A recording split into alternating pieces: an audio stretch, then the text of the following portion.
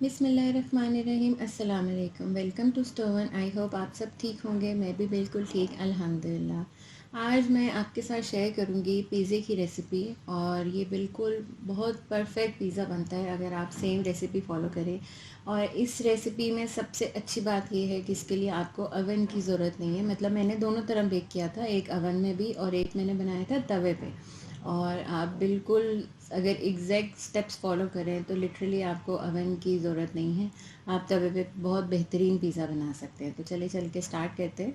सबसे पहले हम डो की तैयारी कर लेंगे। उसके लिए मैंने लिया था 1 कप गर्म पानी, नीम गर्म पानी, ज़्यादा गर्म नहीं होना चाहिए।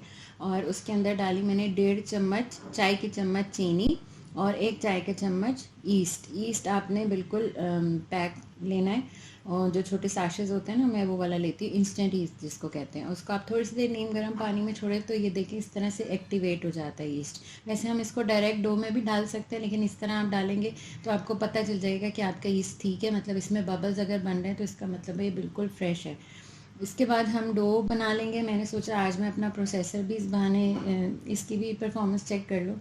और मैंने इसके अंदर लिया था 2 कप मैदा, प्लेन मैदा जो होता है। इसके अंदर मैंने डाला 1 चाय का चम्मच नमक, 3 खाने के चम्मच तेल आप ऑलिव ऑयल भी डाल सकते हैं, अगर वो नहीं है तो आप घर का नॉर्मल तेल डालें। और जो ईस्ट का हमने मिक्सचर बना के रखा था वो इसमें शामिल कर लिया। और बस आप इसको अच्छे से गूंद लें, हाथ से गूंद लें या इस तरह। मेरी इस क्वांटिटी में ये पानी और मैदे की क्वांटिटी बिल्कुल इक्वल थी और बहुत बेहतरीन डो बनी थी। और आप ये देखें परफॉर्मेंस भी इसकी बहुत अच्छी लगी मुझे, मतलब विद इन सेकेंड्स डो बिल्कुल रेडी थी। और डो आपने बहुत पतली नहीं करनी और ना बहुत सख्त करनी है, इसकी बिल्कुल मीडियम कंसिस्टेंसी हो, ताकि आप इसको बाद में इसको बेलने में और उसमें भी आसानी हो। उसके बाद आप डो को एक इस तरह से बोल में निकाल के रख लें। इसके ऊपर आप हल्का सा ऑयल स्प्रेड करें और पहले थोड़ा सा हाथ से इसको इस तरह से गूंद लें। और उसके बाद हल्का सा ऑयल स्प्रेड करके आप इसके ऊपर कोई टॉवल या कोई भी कपड़ा रख के आप इसको प्रूफ होने के लिए रख दें, यानी कि फूलने के लिए रख दें। 2 से 3 घंटे में ये बहुत अच्छी प्रूफ हो जाती है। आपने कोशिश करना है इसको किसी गर्म जगह पे रखना है, मतलब ऐसी जगह हो जहाँ पे गर्म ह्यूमिड एनवायरनमेंट हो, आप वहाँ पे रख दें। तो मैं इस तरह करके मैं इसको माइक्रोवेव में रख देती हूँ। माइक्रोवेव ऑन नहीं करना, बस इसमें आप रख दें। अब हम बनाते हैं चिकन। इसके लिए आपने लेना है 3 से 4 चम्मच खाने के चम्मच ऑयल, और आप उसको गर्म करें। उसके अंदर मैंने लिया था आधा किलो चिकन, और वो आधा किलो चिकन मैंने लेके छोटे छोटे क्यूब्स ले लिए, उसको मैंने अच्छे से फ्राई किया। साथ ही मैंने इसमें शामिल कर दिया था आधा चाय का चम्मच लहसुन अदरक का पेस्ट। इसके बाद मैंने इसमें डाला 1 खाने का चम्मच सिरका, 3 खाने के चम्मच सोया सॉस और 1 खाने का चम्मच चिली सॉस और 2 खाने के चम्मच केचप।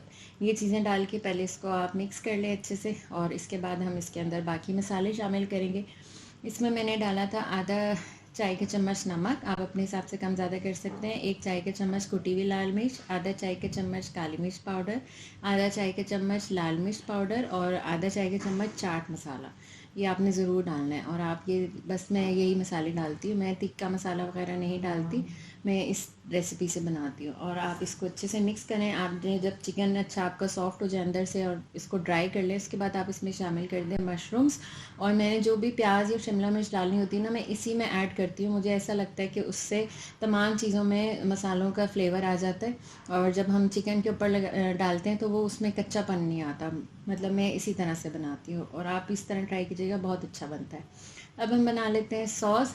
उसके लिए आप ऑयल ले लें 2-3 चम्मच। उसके अंदर आपने डालना है एक दरमियानी साइज़ की प्याज, और वो बिल्कुल बारीक चॉप हुई हुई हो प्याज, और उसको आपने हल्का से सौते करना है। जब गोल्डन होने लगे तो इसके अंदर मैंने 2 से 3 जवे लहसुन के लिए थे, उनको भी बारीक बारीक चॉप करके, ये फ्रेश आपने लहसुन लेके उसको चॉप करना है, और उसको मैंने हल्का सा सौते कर लिया। दूसरी तरफ मैंने लिए थे 4 बड़े साइज़ के टमाटर, और मैंने बस सोचा कि आज सारी मशीन का आज ही मैं रिव्यू कर लूँ।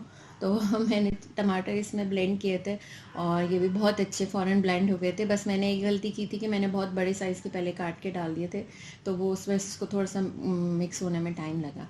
और बस आप ये 4 टमाटर की प्यूरी आप इसमें ऐड कर दें। फिर इसमें हम शामिल करेंगे मसाले। इसमें मैंने डाला था आधा चाय के चम्मच नमक, 1 चाय की चम्मच चीनी, एक आधी चाय की चम्मच ऑरिगेनो, 1 चाय का चम्मच चिकन पाउडर से बहुत अच्छा टेस्ट आता है, लेकिन आपकी मर्ज़ी, आप इसको एग्जेम्प्ट भी कर सकते हैं अगर आप ना डालना चाहें तो। और आधा चाय के चम्मच कुटी हुई लाल मिर्च और आधा चाय का चम्मच काली मिर्च पिसी हुई। अगर मैं कोई चीज़ एग्जेम्प्ट करने को कहती हूँ, उसका मकसद सिर्फ ये होता है कि अगर आपके पास घर में अवेलेबल ना हो तो आप उसके बगैर भी बना सकते हैं। ऐसा नहीं है कि चीज़ का टेस्ट अच्छा नहीं आएगा, बस ये थोड़े से मसाले ऐसे होते हैं जो टेस्ट को और इन्हांस कर देते हैं। इसके बाद आप इसको पकने दें 10-15 मिनट, आप बीच में चम्मच चलाते जाएं, और ये कंसिस्टेंसी आपको चाहिए पिज़्ज़ा सॉस के लिए। और यहाँ पे सब कुछ रेडी हो गया, और ये देखें डो कितनी अच्छी फूल गई थी हमारी। ये तकरीबन 2 से 3 घंटा मैंने इसको रख दिया था। और उसके बाद आप इसको निकाल लें। इसी तरह फ्लोर पे आप थोड़ा सा मैदा छिड़के, और आपने इसको हाथ से इस तरह से खींच खींच के थोड़ा सा गूंदना है। इससे जो है डो में बहुत इलास्टिसिटी आती है, बहुत अच्छी डो हमारी बनती है, और टेक्सचर बहुत अच्छा आता है डो का। आप थोड़ी सी देर, जितने भी हम बांस या ब्रेड्स वगैरह बनाते हैं ना, उसकी डो को आपने इसी तरह से गूंदना होता है। जितना आप उसको इस तरह से खींच खींच के बनाएंगे, उतना ही वो बेहतरीन उसका टेक्सचर बनता है। इसके बाद मैंने इसके 2 साइज़ के पेड़े ले लिए, एक बड़ा लिया एक छोटा, सॉरी। और उसके बाद मैंने इसको बेल लिया। आप चाहें तो इसको हाथ से भी बड़ा कर सकते हैं, लेकिन मैंने ये रोलिंग पिन से इसको बड़ा कर लिया। उसके बाद मैंने पैन लिया, पैन को आप ग्रीस कर लें अच्छे से, और फिर उसके ऊपर आप लगा लें अपनी डो। अच्छा, ये जो राउंड पैन है, ये वाला मैंने तवे पे बनाया था, और दूसरा मैंने ओवन में बनाया था। और आप इस तरह से डो को उठा लें तो उठाने भी आसान होती है। और मैं पतली डो रखती हूँ, क्योंकि मुझे थिन क्रस्ट पिज़्ज़ा ही पसंद है। हमारे यहाँ सब पतली डो वाला पिज़्ज़ा बनाती हूँ। तो मैंने बहुत पतली रोटी बेली थी। अगर आपको थोड़ा सा मोटा टेक्सचर चाहिए तो आप थोड़ा सा मोटा कर लें। मोटा मतलब बिल्कुल 3-4 सेंटीमीटर, इससे ऊपर नहीं। इसके बाद आप इसके अंदर फोक से इस तरह से सुराख कर दें। इससे फ़ायदा ये होता है कि अब डो जब फूलेगी, ज़्यादा फूलती नहीं, उसमें बबल्स नहीं बनते। इसके बाद आप इसके ऊपर लगाएं पिज़्ज़ा सॉस जो हमने रेडी की थी। और आपने बहुत ज़्यादा भी नहीं लगानी, बहुत कम भी नहीं लगानी, बस नॉर्मल मीडियम इसका आपने अमाउंट रखना है। और ये आप अच्छे से फैला दें। उसके बाद जो आपका चिकन का मिक्सचर था, आप वो डालें इसके ऊपर। और इसमें आप शिमला मिर्च भी चाहें तो आप ऐड कर सकते हैं। मेरे पास नहीं थी इस टाइम अवेलेबल, मैंने नहीं डाली। लेकिन आपने जो भी वेजिटेबल्स वगैरह कुछ भी डालना है टॉपिंग में, आप कोशिश करें इसी तरह चिकन के साथ ऐड करके उसको 2-4 मिनट पका लिया करें। इसके बाद ऊपर से आप एंड में डालें चीज़। मैं यूज़ करती हूँ पिज़्ज़ा चीज़, और पिज़्ज़ा चीज़ में मोज़रेला चीज़ और चेडर चीज़ दोनों मिक्स होते हैं। चेडर चीज़ का टेस्ट बहुत अच्छा होता है। मोज़रेला चीज़ से जो है वो जो खिंचाव पैदा होता है जिस चीज़ में, तो वो मोज़रेला इसलिए यूज़ होता है। लेकिन जो पिज़्ज़ा चीज़ है उसमें दोनों इक्वली यूज़ होते हैं। और मैं 2 kg का पैक लाती हूँ श्रेडेड पिज़्ज़ा चीज़ का, और मुझे ये लगता है बहुत इकोनॉमिकल पड़ता है। क्योंकि अगर हम छोटे वाले बार्स लें तो वो महंगे भी, तो बी ऑनेस्ट बहुत महंगे पड़ते हैं, और वो बहुत ज़्यादा आपको लेना पड़ता है। तो ये मेरा बहुत अच्छा चल जाता है, और ये श्रेडेड होता है तो मुझे आसानी रहती है इससे। और ये डाल दें इसके ऊपर। मैंने थोड़ा सा ऑरिगेनो यहाँ पे डाला, और उसके बाद आप एंड में ऑलिव्स डाल लें।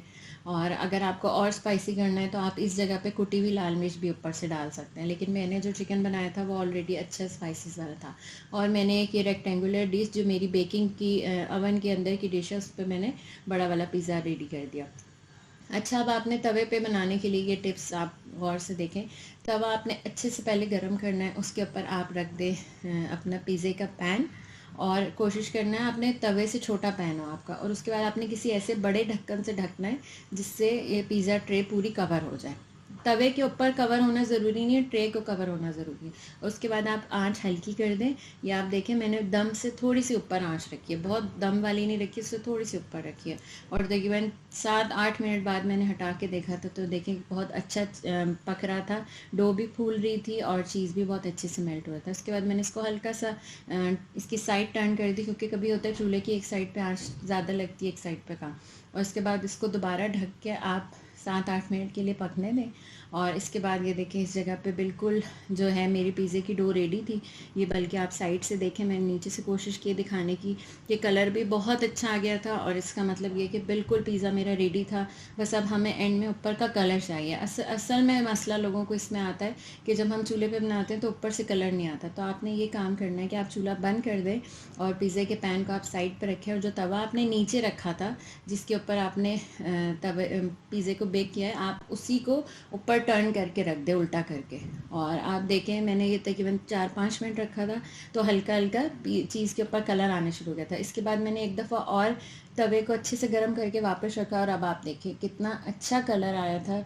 चीज़ ऊपर से बिल्कुल पक गया था और बिल्कुल ऐसा लग रहा था कि मैंने अवन में बेक किया है। और आप यकीन करें, मैंने दोनों, एक अवन में बेक किया था और एक चूल्हे पे। तो मेरे घर में सबको चूल्हे वाला ज़्यादा पसंद आया था बनिस्बत अवन के। तो लेकिन ज़ाहिर है आप इस तरह बना सकते हैं, बहुत आसान है, लेकिन आपने बिल्कुल exact tips and tricks follow करनी है तो ही आपका एग्जैक्ट ऐसा पिज़्ज़ा बनेगा। और घर में बनाएं प्रोफेशनली, बिल्कुल मतलब बहुत अच्छा पिज़्ज़ा बनता है। ये आपको कहीं से नहीं लगेगा कि आपने घर में बनाया हुआ है। रेसिपी सेम फॉलो करें, सेम स्टेप्स फॉलो करें। और ये वाला पिज़्ज़ा था जो मैंने अवन में बनाया था। तो आई होप आपको ये वीडियो अच्छी लगी होगी। थोड़ी सी लंबी थी, लेकिन प्रॉपर अगर टिप्स के साथ आप देखना चाहते हैं तो इतनी वीडियो से छोटी बन नहीं रही थी। और आई होप आपको वीडियो अच्छी लगी होगी। ज़रूर ट्राई कीजिएगा, मेरे से अपना रिव्यू ज़रूर शेयर कीजिएगा। मिलते हैं नेक्स्ट वीडियो में किसी अच्छी नई रेसिपी के साथ। तब तक मुझे इजाज़त दीजिए। अल्लाह हाफ़िज़।